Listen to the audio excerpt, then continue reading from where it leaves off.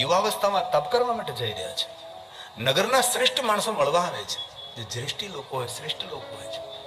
સજ્જન લોકો સતીને પ્રોત્સાહિત કરે છે. અમે સાંભળ્યું છે કે તમે આ યુવાવસ્થામાં તપ કરવા માટે જઈ રહ્યા છો. પ્રસન્નતાપૂર્વક કહ્યું, ભગવાન મહાદેવનું આરાધન કરવા જાઉં છું. અને કોઈ માણસ સારા માર્ગે જતો હોય તેને પ્રોત્સાહિત કરવો એ પણ એક બહુ મોટું સેવાનું કામ છે. કોઈ સારું કામ કરવા માટે પ્રેરિત થતો હોય અને તેને ખૂબ પ્રોત્સાહિત કરો, તેને સન્માનિત કરો. અરે ગામમાં કોઈ નાનકડું સરખું કોઈ સારું કામ કરે તો પણ તેનું સન્માન કરો. અરે મહોલ્લામાં એક નાનકડું વૃક્ષ વાવ્યું હોય અથવા ખેતરમાં એક વૃક્ષ વાવ્યું હોય તો પણ તેનો આદર કરો. ભાઈ તે પર્યાવરણનું મોટું કામ કર્યું છે. અરે મોટી મોટી કથાઓની ક્યાં વાત કરો, કોઈના ઘરે કોઈ ભગવાન સત્યનારાયણની કથા કરે તો પ્રસાદ ખાઈને ના આવતો રહ્યો, તેનું સન્માન કરો. એ બહુ સારું કર્યું ભાઈ, ભગવાન સત્યનારાયણની કથા કરે, કેટલો આનંદ આવ્યો. જે સારા કાર્યો કરે, સારા કામો કરે છે એને પ્રોત્સાહિત કરતા રહેશું તો દરેક માણસ સારા કાર્યો કરવા માટે પ્રેરિત થતા રહેશે. અને ભૂલથી પણ સારા કામોને વખોડવાની, તેને વખાણવા. અને કોઈના કાર્યોમાં ભૂલો નહીં શોધવી. અને તેનામાં ભૂલ હોય તો આપણી રીતે આપણે એ ભૂલને હંમેશા દબાવવાનો પ્રયાસ કરવો. બીજાના કામો કેવી રીતે ઉજળા થાય એવા પ્રયાસ કરવા જોઈએ. સતી પોતાની યુવાવસ્થામાં પ્રસન્નતાપૂર્વક હિમાલય પહાડોની કંદરામાં પધારે છે. સુંદર હિમાલય પહાડ, સુંદર પર્વતો, ઘનઘોર જંગલ, હિમાલય પહાડના ઝરણાઓ કલબલાટ કરે છે. વૃક્ષોનું મૌન દિવ્યતાથી ભરપૂર છે. પક્ષીઓનો કલરવ છે. એટલું સુંદર દિવ્ય વાતાવરણ હિમાલય પહાડનું છે. અને કોઈને તપ કરવું હોય તો હિમાલય પહાડમાં જ જવાય. તપ કરવાનું શ્રેષ્ઠ કોઈ સ્થાન હોય તો હિમાલય પહાડ છે. નારદજીએ તપ કર્યું તો પણ હિમાલયમાં જ ગયા. નારદજી, સતી પણ હિમાલયમાં જ તપ કરવા માટે ગયા છે. એમાં અનેક ઋષિ મુનિઓ, જો કે હિમાલય પહાડી એ તપસ્વીઓની ભૂમિ છે. સતી એક પહાડની તળેટી, ઘનઘોર જંગલ, સરિતાનો તટ, ગહન વન, એકદમ નીરવ શાંતિ છે. સતી ભગવાન મહાદેવનું આરાધન કરવા માટે બેસી ગયા છે. ધીરે ધીરે સતી ભગવાન મહાદેવના આરાધનમાં વૃદ્ધિ કરી રહ્યા છે. પહેલા તો ફલ ગ્રહણ કરતા હતા, ધીરે ધીરે સતીએ ફલનો ત્યાગ કરી દીધો છે. લીલા પર્ણો ખાય છે. ધીરે ધીરે સતીએ લીલા પર્ણોનો પણ ત્યાગ કર્યો છે અને સૂકા પર્ણ ખાય છે શરીરની રક્ષા માટે. અને તપ માર્ગમાં આગળ વધવા માટે ધીરે ધીરે આગળ વધાય, એક સાથે ન કૂદકો મરે.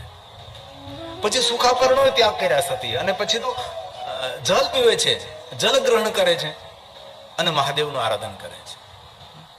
અંતે ધીમે ધીમે સતીએ જલનો પણ ત્યાગ કર્યો છે. વાતો કરવાથી મહાદેવ મળે? બસ પ્રાણયુક્ત હવા પ્રાણાયામ કરે છે અને સતી ભગવાન મહાદેવનું કઠિન આરાધન કરે છે. જેને કઠિન આરાધન કરવું તેના માટે ધીરે ધીરે આગળ વધાય. એક દિવસમાં બધું ના થઈ શકે. ભગવાન મહાદેવ હજી નથી મળ્યા. હવે સતી ચારો તરફ અગ્નિ પ્રગટ કરે છે. આકાશમાંથી સૂર્ય અગ્નિ વર્ષા કરે છે અને સતી ભગવાન મહાદેવનું આરાધન કરે છે. ઘણા મહાત્માઓ આવી રીતે ભગવાનનું આરાધન કરતા હોય છે, ધૂણી તાપતા હોય છે.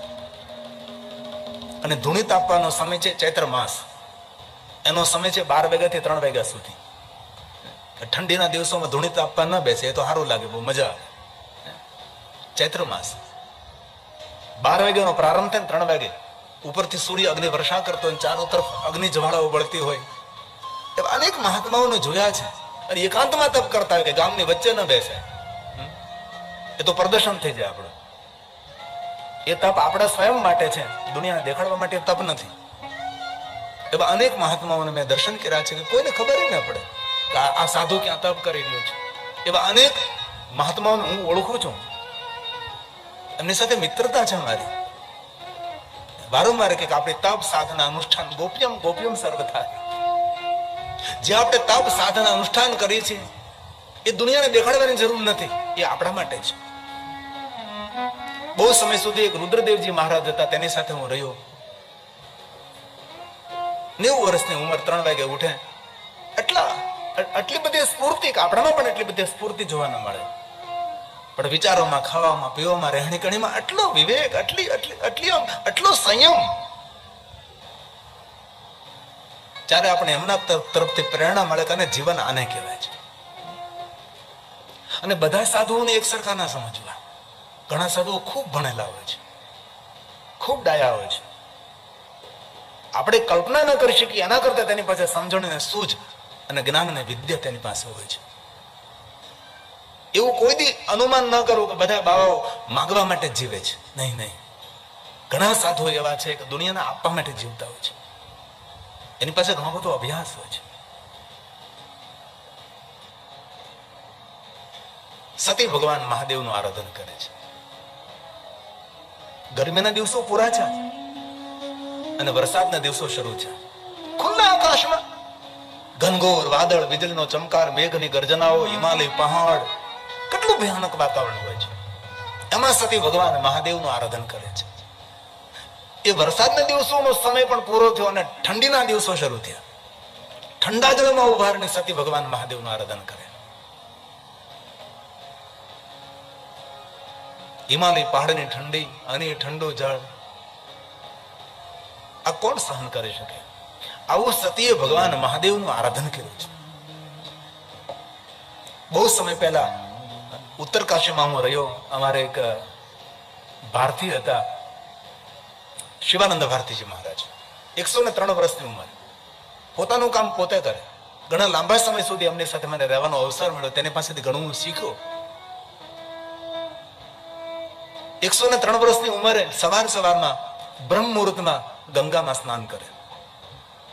આપણે આંગળી ના બોલી શકીએ અને મહાપુરુષ સ્નાન કરે.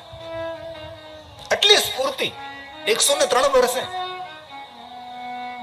અને મને કહ્યું કે 30 વર્ષથી મેં પ્લેન ધરતી નથી જોઈ, હિમાલય પહાડથી નીચે જ નથી ઉતરતો. આજે 30 વર્ષ થયા.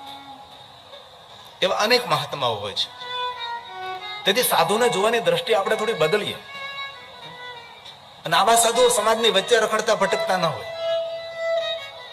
આવા સાધુઓ બધા સ્થિર હોય છે. તેના પોતાના આત્માના કલ્યાણ માટે નિરંતર પ્રવૃત્ત હોય છે. ઘણા સમય પહેલા હરિદ્વાર હું કથા કરતો હતો. અમારા કોઈ ભાઈ એક મહાત્માને દક્ષિણા આપી. તો મહાત્મા કે હું કઈ દક્ષિણા લેવા માટે સાધુ નથી બન્યો. તમારે વાપરવાની જરૂર તો હું તમને આપું. હું શા માટે તમારું કર્મ ઉપાડું? અને કેવા મહાત્મા હોય છે. હવે સતી ભગવાન શિવજીનું કઠિન આરાધન કરે છે. અને માક્ષર માસની અંદર ને સતી ભગવાન મહાદેવ મળે છે. અને કોઈ પણ મહાદેવનું વિશેષ કોઈ આરાધન કરવું તો માક્ષર માસ શ્રેષ્ઠ છે. એવું ન સમજો કે પવિત્ર શ્રાવણ માસમાં જ મહાદેવની ઉપાસના કરે. વિશેષ પ્રકારે કોઈ પંચાક્ષર મંત્ર, 5 લાખ મંત્રનું અનુષ્ઠાન કરું તો તેના માટે માક્ષર માસ ઉત્તમ છે. એ અનેક એવા મહાદેવના ભક્તોને ઓળખું છું કે આ માક્ષર મહિનો આવે એટલે એ લોકો તીર્થમાં જતા રહે. કોઈ લિંગ સ્થાન હોય, કોઈ વિશેષ તીર્થ હોય, ત્યાં જઈને 1 મહિનામાં પંચાક્ષર મંત્ર 5 લાખનું અનુષ્ઠાન કરે છે. જપે પંચાક્ષરમ પંચલક્ષમ. તેના જીવનનું લક્ષ્ય પૂરું થાય છે. અને મહાદેવનું આરાધન કરવાનો કોઈ શ્રેષ્ઠ સમય હોય તો માક્ષર માસ છે. એમાં માક્ષર માસમાં જ્યારે આદ્રા નક્ષત્ર આવે છે એ દિવસ 100 મહાશિવરાત્રી સમાન ફળ આપે છે. લગભગ આ વર્ષે 6 ડિસેમ્બરે આદ્રા નક્ષત્ર માક્ષર માસ આવે છે. આપણા દક્ષિણ ભારત અને ગુજરાતના પંચાંગ પ્રમાણે. કારણ કે ઉત્તર વાળા બધા બહુ આગળ હાલે. આપણા કરતા 15 દિવસ પહેલા એનું બધું શરૂ થાય. આપણો શ્રાવણ મહિનો શરૂ થાય પહેલા 15 દિવસ પહેલા એનો શ્રાવણ મહિનો શરૂ થાય. એમનું આદ્રા નક્ષત્ર હમણાં ગયું 9 તારીખ 11મો મહિનો. એ લોકોનું આદ્રા નક્ષત્ર જતું.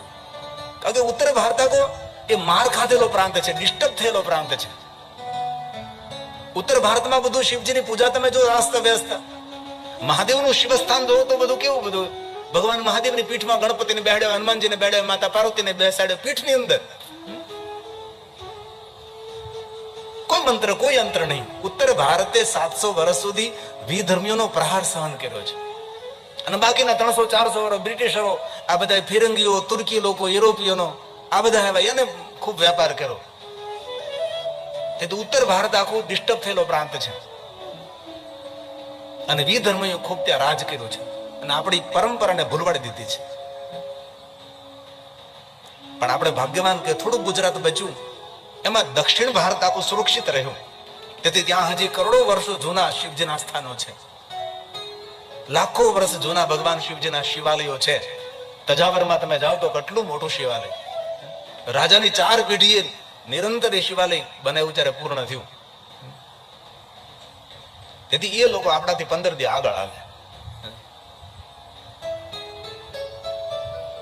તેથી માક્ષર માસમાં વિશેષ પ્રકારે મહાદેવની ઉપાસના કરો. અમારા અયોધ્યા દાસે મહાદેવના ભક્ત થયા છે. એમને શિવજીનું ઘણું બધું ચરિત્ર ગાયું છે અને લખ્યું પણ છે. એમાં શિવ ચાલીસા, એમાં અંતે માક્ષર માસનો ઉલ્લેખ કર્યો છે. માગશર છઠ હેમંત ઋતુ, હેમંત ઋતુ ઠંડીનો સમય, ત્યારે પૂર્ણ કર્યા તેને. અને જગત હિત માટે, લોક કલ્યાણ માટે. તેથી જીવનમાં ક્યારેક અવસર મળે તો માક્ષર માસમાં વિશેષ પ્રકારે મહાદેવની ઉપાસના કરવી. એમાં આદ્ર નક્ષત્ર માક્ષર માસને દિવસે ઘરમાં દીપમાલા પ્રજ્વલિત કરવી. થઈ શકે તો વિશેષ પૂજન કરવું. 11 બ્રાહ્મણો, 5 બ્રાહ્મણો, 2 બ્રાહ્મણો દ્વારા વિશેષ પ્રકારે એનો વ્યવસ્થા હોય તો આપના પ્રમાણે. અને મહાદેવની પૂજા માટે અલગ અલગ મંત્ર સ્તોત્ર કંઠસ્થ ન હોય તો પંચાક્ષર મંત્ર બોલીને ભગવાન મહાદેવનું તમે પૂર્ણ પૂજન કરી શકો છો. વેદોક્ત શાસ્ત્રો કઠિન મંત્રોથી જે શિવનું પૂજન કરે છે એનો તો ફળ મળે છે,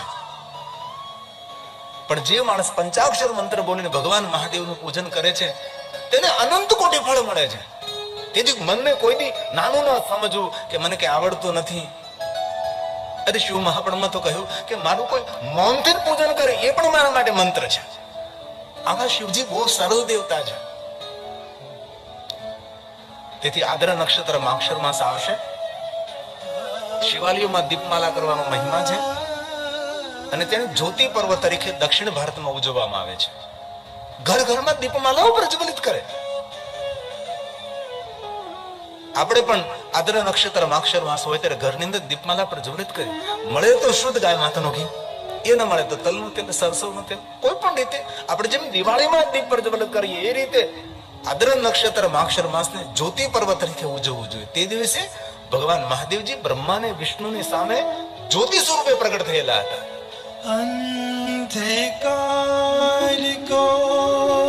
અને જ્યોતિમાં ભગવાન મહાદેવ લિંગ સ્વરૂપે પ્રગટ થયા. તેથી લિંગની આગળ આપણે જ્યોતિ લગાડીએ છીએ, જ્યોતિર્લિંગ. જ્યોતિમાંથી શિવલિંગ ઉદ્ભવ, જ્યોતિર્લિંગમાંથી શિવલિંગ પ્રગટ થયું, તેથી જ્યોતિર્લિંગ બોલીએ છીએ આપણે.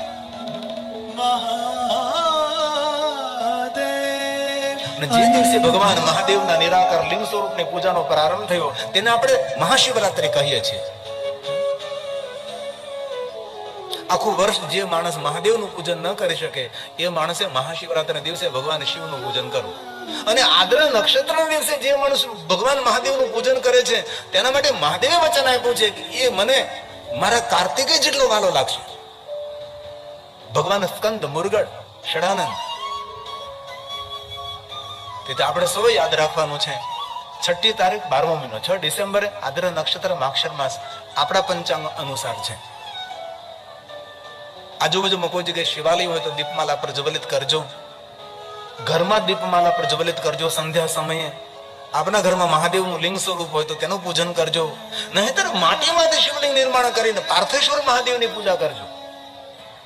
અને જે માણસ પાર્થેશ્વર મહાદેવનું પૂજન કરે છે આપ મૃત્યુ હરમ, કાલ મૃત્યુ હરમ. કોઈ શ્રાપ આપ્યો હોય ને શ્રાપમાંથી મુક્ત થવું હોય તો પાર્થેશ્વર મહાદેવનું પૂજન કરીએ આપણે. દક્ષ મહારાજે અત્રિ પુત્ર ચંદ્રને શ્રાપ આપ્યો હતો, માતા અનસુયાના પુત્ર, તો તેને ક્ષય રોગ થયો. તો બ્રહ્માજી શું કહ્યું કે અત્રિ પુત્ર ચંદ્ર તમે પ્રભાસ તીર્થમાં જઈને પાર્થેશ્વર મહાદેવનું પૂજન કરો. અને એ ચંદ્ર મહારાજ બ્રહ્માના માર્ગદર્શન પ્રમાણે આપણા પ્રભાસ તીર્થમાં આવે છે અને ચંદ્રએ પાર્થેશ્વર મહાદેવની પૂજા કરી અને ચંદ્રને ભગવાન મહાદેવ મળ્યા અને ચંદ્રને ક્ષય રોગમાંથી મુક્તિ મળી અને આપણને સૌને જ્યોતિર્લિંગ મળ્યું. જેને આપણે ભગવાન સોમનાથ મહાદેવ કહીએ છીએ. અને બહુ દિલથી કહું છું, બહુ હૃદયથી કહું છું, દરેક દુઃખોનું નિવારણ પાર્થેશ્વર મહાદેવની પૂજા છે. એવું નહીં કે તમે વિદ્વાન બ્રાહ્મણને બોલાવતો તો બહુ સારું, તો વિધિવત ભગવાન મહાદેવની પૂજા થાય. પણ આપણું સામર્થ્ય ન હોય, ઘણી વાર વિદ્વાન બ્રાહ્મણને બોલ, અને એવા જ બ્રાહ્મણને બોલાવાના છે વિદ્વાન હોય ને મહાદેવના ભક્ત પણ હોય. કારણ કે જેના હૃદયમાં મહાદેવની ભક્તિ છે એવા બ્રાહ્મણ જયારે મહાદેવની આપણને પૂજા કરાવે છે ત્યારે પૂજા આપણને ચડે. જેમ કોઈ ભુવાશ્રીને માતાજી આવે એમ આપણને અંદરથી પૂજા ઉગે, પૂજામાં પ્રાણ આવે.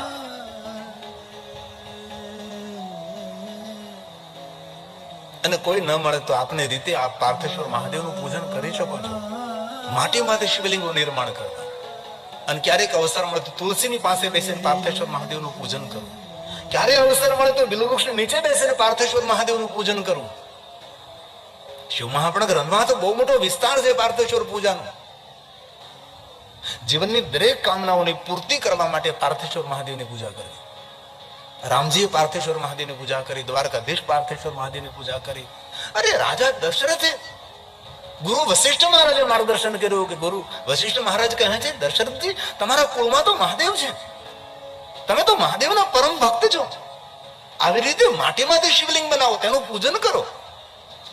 તો પુત્ર હિનકર ઈચ્છા કોઈ નિશ્ચય શિવ પ્રસાદિત હોય. તેથી ક્યારેક અવસર મળે તો વિશેષ પ્રકારે પાર્થેશ્વર મહાદેવ પૂજા ઉત્સવ કરવો જોઈએ. દીકરાના લગ્ન થવાના હોય, દીકરીના લગ્ન થવાનું, એ પહેલા ઘરમાં પાર્થેશ્વર મહાદેવની પૂજા ઉત્સવ કરો. જેમ ઘર ઘરમાં ભગવાન સત્યનારાયણની કથા કરીએ છીએ તેમ તેમ ઘરની અંદર પાર્થેશ્વર મહાદેવ પૂજા ઉત્સવ પણ થવા જોઈએ. 11 બ્રાહ્મણો બોલાવો, 9 બ્રાહ્મણ બોલાવો, 7 બ્રાહ્મણ, 5 બ્રાહ્મણ બોલાવો, 3 બ્રાહ્મણ બોલાવો, અથવા 2 બ્રાહ્મણ, એક વિદ્વાન અને એક સહાયક હોય, ચાલી જાય. અને કોઈ વ્યવસ્થા ન હોય તો તમે પંચાક્ષર મંત્ર બોલીને ભગવાન મહાદેવનું વિશેષ પૂજન કરી શકો છો.